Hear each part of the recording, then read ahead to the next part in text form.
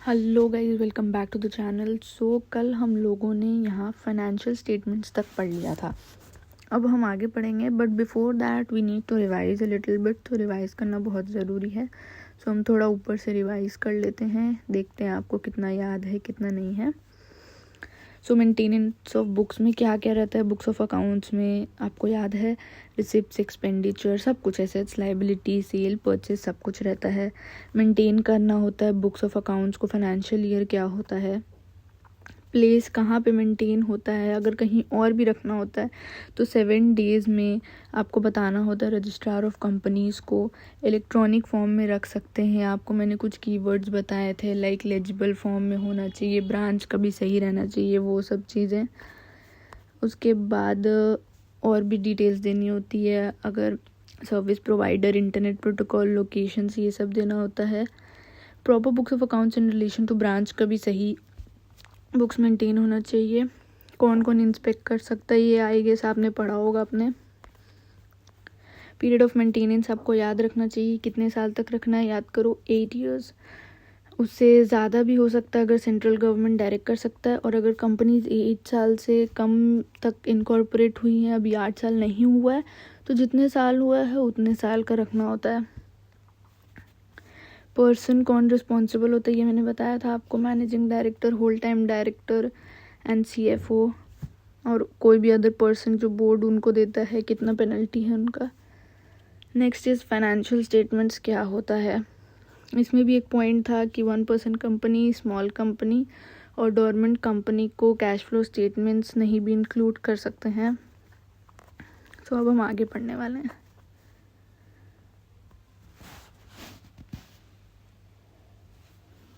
Laying of financial statements at annual general meeting. आपको पता है जो फाइनेंशियल स्टेटमेंट्स है ना, वो हर एवरी एनुअल जनरल मीटिंग में ले डाउन होता है मीटिंग में। Okay, next is consolidated financial statement. ये क्या होता है? जब कोई कंपनी का एक से ज़्यादा सब्सिडरीज होती हैं तो उनके भी फाइनेंशियल स्टेटमेंट्स प्रिपेयर होना होता है, एंड एक कंसोलिडेटेड फाइनेंशियल स्टेटमेंट्स प्रिपेयर करना होता है जिसमें कंपनी और उसके सारे सब्सिडरीज के डिटेल्स होते हैं। Consolidated financial statement should also be laid before, ये भी जैसे नॉर्मल फाइनेंशियल स्टेटमेंट ले डाउन होता है वैसे कंसोलिडेटेड फाइनेंशियल स्टेटमेंट भी एनुअल जनरल मीटिंग में ले डाउन होता है। The company shall also attach along with financial statement a separate statement containing salient features of financial statement of its subsidiary। तो जो salient features है subsidiaries के, उसका भी डिटेल उसके साथ इंक्लूड होता है।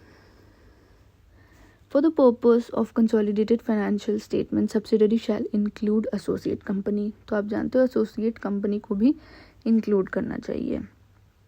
ई पॉइंट आप रीड करोगे आपको समझ आ जाएगा, ये पार्ट भी आप रीड करोगे आपको समझ आ जाएगा। अगर नहीं समझ आता है to comment, I will try to explain these. अब है कि जो फाइनेंशियल स्टेटमेंट बनते हैं, मैंने पहले ही बताया, वो अकाउंटिंग स्टैंडर्ड्स के हिसाब से बनते हैं। बट अगर उस अकाउंटिंग स्टैंडर्ड को कंप्लाई नहीं किया गया है तो ये डिस्क्लोज करना पड़ता है कि क्या डिविएशन है अकाउंटिंग स्टैंडर्ड से, क्या आपने कंप्लाई नहीं किया है, क्या रीज़न था आपने ऐसा किया, और उसका फाइनेंशियल क्या इफेक्ट पड़ रहा है। 3 चीज़ें आपको डिस्क्लोज करनी पड़ती है, क्या डिविएशन है, क्यों ऐसा किया गया, और उसका फाइनेंशियल इफेक्ट क्या हो सकता है। Okay, next is exemption. Central government बता सकती है क्लास ऑफ कंपनीज जिनको ये सब कंप्लाई नहीं करना है। कॉन्ट्रवेंशन आप पढ़ लो एक बार अपने। Central government to prescribe accounting standard, ये भी आप पढ़ोगे तो आपको समझ आ जाएगा। So next we are going to study is financial statements and board's report. But before that हम याद है हम लोगों ने एक पार्ट पढ़ा था जिसमें दिया था कि MD, होल टाइम डायरेक्टर, ये सब रहते हैं। वो किस चीज़ के लिए था? वो था इंस्पेक्शन एंड प्रिजर्वेशन के लिए, MD, whole time director and CFO। But यहाँ जब हम पढ़ने जा रहे हैं ये किसके लिए? ये है साइनिंग के लिए। सो कंफ्यूज मत होना, अगर पूछा जाएगा कि साइंड बाय होम तो आपको ये वाला लिखना है, बट अगर आपको inspection and preservation of books of accounts दिया रहेगा तो वो तीनों लिखना है, CFO, MD and whole time director. So now we will start this. Authenticate कौन करता है financial statement? The financial statements including consolidated financial statement if any shall be approved by the board of director before they are signed on behalf of board at least by the following. कौन कौन करता है? The chairperson of the company where he is authorised by the board. Chairperson करता है अगर वो authorised होता है बाय बोर्ड, ये याद रखना. बाय 2 डायरेक्टर, जिसमें से एक डायरेक्टर तो मैनेजिंग डायरेक्टर होना चाहिए and other the chief executive officer होना चाहिए if is a director of the company.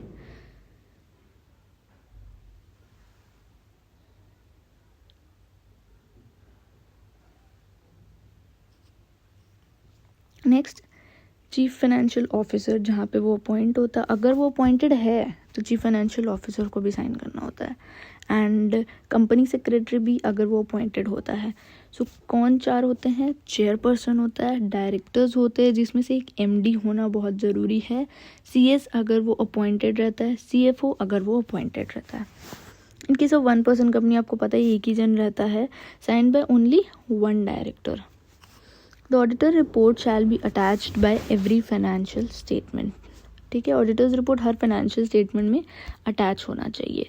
A signed copy of every financial statements including consolidated financial statement shall be issued circulated. So आपको पता है जो signed copy होता है financial statement का including consolidated financial statement, उसमें और भी कुछ किस किस चीज़ों की कॉपी जाती है, साथ में नोट्स जाते हैं, ऑडिटर्स रिपोर्ट जाते हैं, बोर्ड्स रिपोर्ट जाता है. Next we are going to study is board report. ये इंपॉर्टेंट है, आप याद रखना, ये बहुत बार क्वेश्चंस इससे पूछे जाते हैं. According to the company's rule, the board's report shall be prepared based on the standalone financial statements of the company. Board's report shall report on the highlights of the performance in subsidiaries, associate, joint venture. कैसा performance है, चाहे वो company का हो, चाहे उसकी subsidiaries का हो, एसोसिएट्स का हो, जॉइंट वेंचर्स का हो, द ओवरऑल परफॉर्मेंस बताता है board report. There shall be attached to statement laid before a company in general meeting a report by its board of the director which shall include. क्या क्या include रहेगा? Web address रहेगा अगर कुछ है तो, कितने मीटिंग्स हुए हैं बोर्ड के, डायरेक्टर रिस्पॉन्सिबिलिटी स्टेटमेंट, ये भी बहुत इंपॉर्टेंट होता है. डिटेल अगर कुछ फ्रॉड रहता है तो उसका डिटेल, स्टेटमेंट ऑफ डिक्लेरेशन जो इंडिपेंडेंट डायरेक्टर्स देते हैं, और भी चीज़ें यहाँ दी गई है. You can go through these. Okay, if it all आपको कुछ नहीं समझ आएगा, do comment, I will try to take those parts also. Board's report, अब ओपीसी का केस में क्या होता है, 1 पर्सन कंपनी के केस में बोर्ड्स रिपोर्ट में क्या रहता है? In case of 1 person company, the report of the board of director to be attached to the financial statement under this section means a report containing explanation or comments by the board on every qualification, remarks and adverse remarks, सब कुछ दिया रहता है OPC का भी.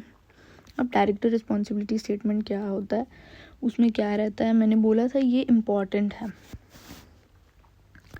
In the preparation of financial account, the applicable accounting standards had been followed along with proper explanation. तो director responsibility statements में ये बताया जाता है कि जो भी अकाउंटिंग स्टैंडर्ड्स हैं वो सही से फॉलो हुए हैं कि नहीं. The director had selected such accounting policies and applied them consistently and made judgments and estimates that are reasonable. So जो select किया गया है accounting policies वो सही है कि नहीं, consistent है कि नहीं, ये सब कुछ. The director had taken proper and sufficient care for maintenance of adequate accounting standards. The director had prepared accounting annual accounts on a going concern basis. The director in case of listed company had laid down internal financial control. Director had devised proper system to ensure the compliance of law. तो क्या क्या है कि law comply हो रहा है कि नहीं. अगर लिस्टेड कंपनी है तो इंटरनल फाइनेंशियल कंट्रोल फॉलो हो रहा है कि नहीं, अकाउंटिंग स्टैंडर्ड्स फॉलो हो रहा है कि नहीं, अकाउंटिंग पॉलिसीज़ फॉलो हो रहे हैं कि नहीं, और गोइंग कंसर्न बेसिस में मेंटेन हो रहा है कि नहीं, ये सब कुछ डिटेल डायरेक्टर रिस्पॉन्सिबिलिटी स्टेटमेंट्स में रहता है. Signing off board report, but before that अभी हमने पढ़ा था कि साइनिंग ऑफ फाइनेंशियल स्टेटमेंट्स कौन करता है. तो एक बार वो याद करने की कोशिश करो कौन कौन करता है. सीएफओ अगर वो कंपनी में रहता है, सीएस अगर वो कंपनी में रहता है, चेयरपर्सन होते हैं या मैनेजिंग 2 डायरेक्टर जिसमें से एक मैनेजिंग डायरेक्टर होना चाहिए. ये होता है फाइनेंशियल स्टेटमेंट्स को कौन साइन करता है.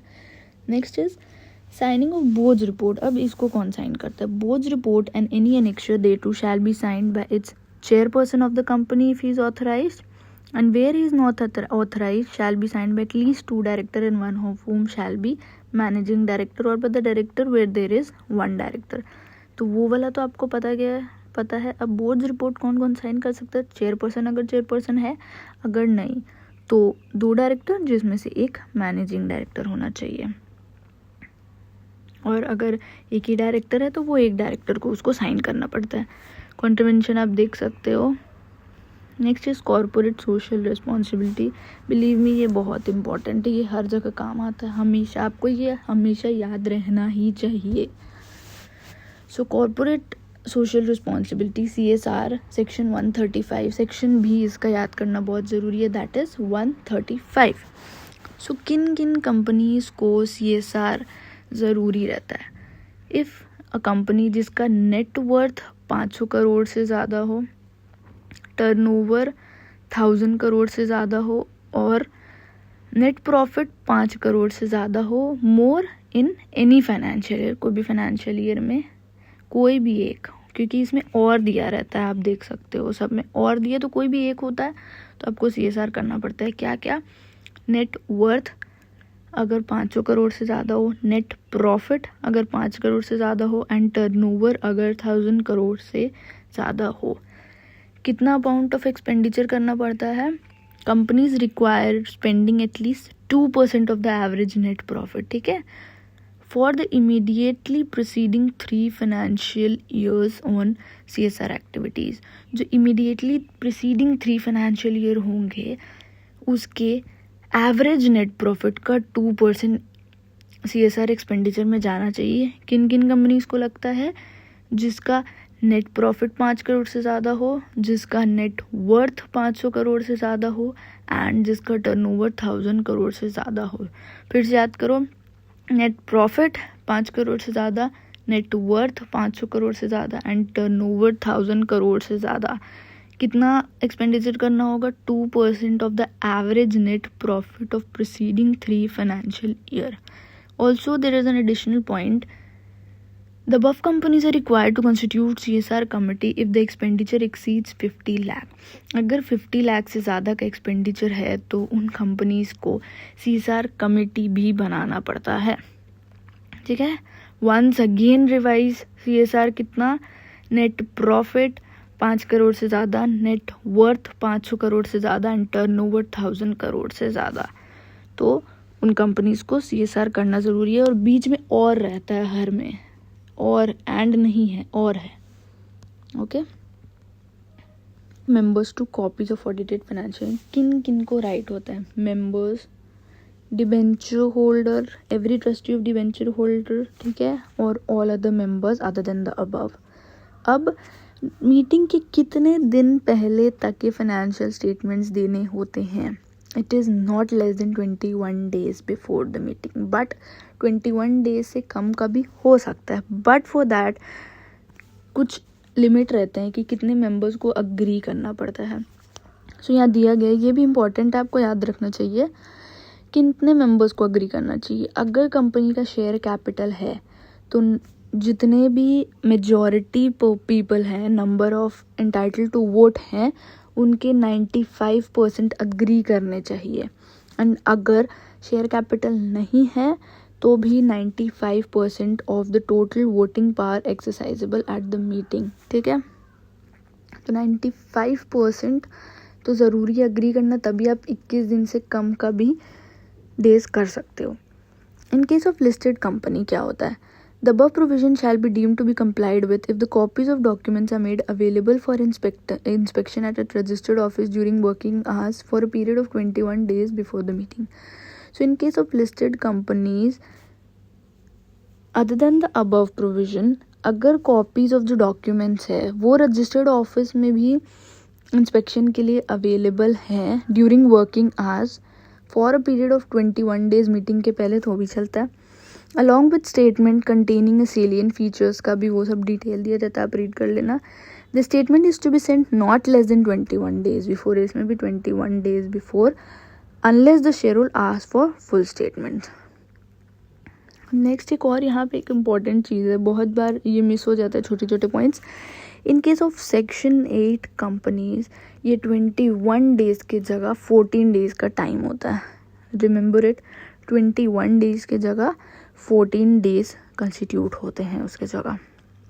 The company shall also allow every member or trustee of debenture holder to inspect the audited financial statements. Okay, और ये आप रीड करोगे आपको समझ आ जाएगा ये पार्ट भी।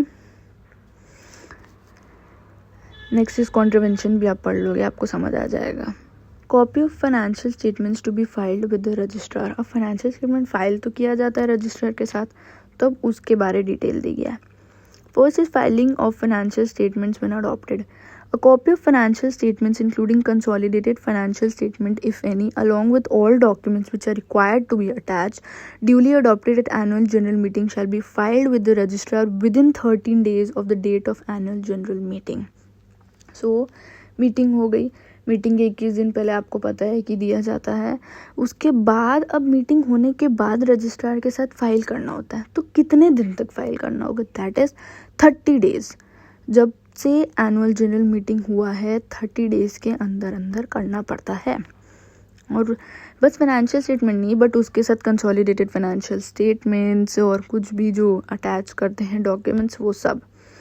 बट अब एक क्वेश्चन आएगा आपका कि बाई चांस वो मीटिंग नहीं हुई, उसमें अडॉप्ट नहीं हुआ फाइनेंशियल स्टेटमेंट, दैट केस आप क्या करोगे?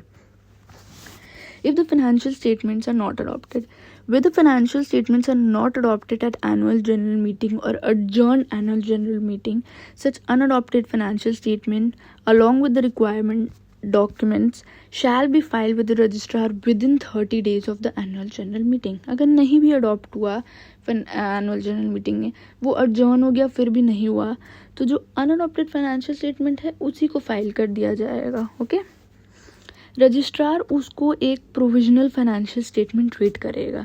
The registrar shall take them in record as provisional till the financial statement are filed with him after the adoption of in the adjourned annual general meeting for that purpose. If the financial statements are adopted in adjourned annual general meeting, then shall be filed within registrar within 30 days of the date of adjourned annual general meeting with the fees or such additional fees.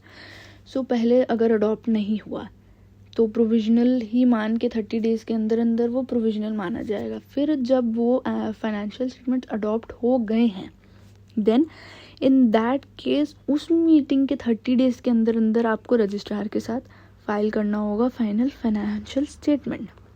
1% company का statement क्या होता है ये अभी आपको याद है कि 1% कंपनी का एक चीज़ हमने पढ़ा कि मीटिंग के पहले कितने दिन तक देना होता है?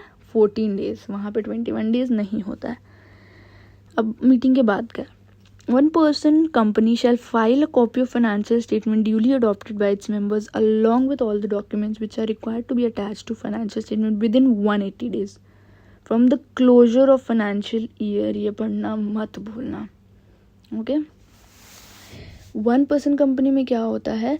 180 days from the closure of financial year से वो उन रजिस्ट्रार को देना होता है। बट इन नॉर्मल हम लोगों ने केस पढ़ा क्या होता है? 30 डेज तक फाइल करना पड़ता है। कंपनीज हैविंग सब्सिडरीज भी आप पढ़ो, आपको समझ आ जाएगा। ये सब आप पढ़ लेना अपने। Next part is related to audit, internal audit, और इसके बाद ये ऑडिट का सारे सेक्शंस चालू हो जाएंगे। So we will start this in next class.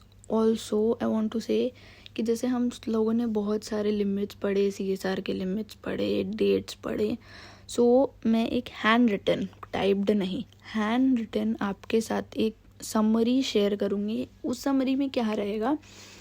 बस जो भी तुम्हारे लिमिट्स होते हैं, डेट्स होते हैं, जैसे CSR किन किन कंपनीज़ को होता है, 500,000 वो वाले लिमिट्स रहेंगे। बिकॉज क्या होता है, हम पढ़ तो लेते हैं बट एग्ज़ाम के पहले रिवाइज करने में बहुत दिक्कत होता है।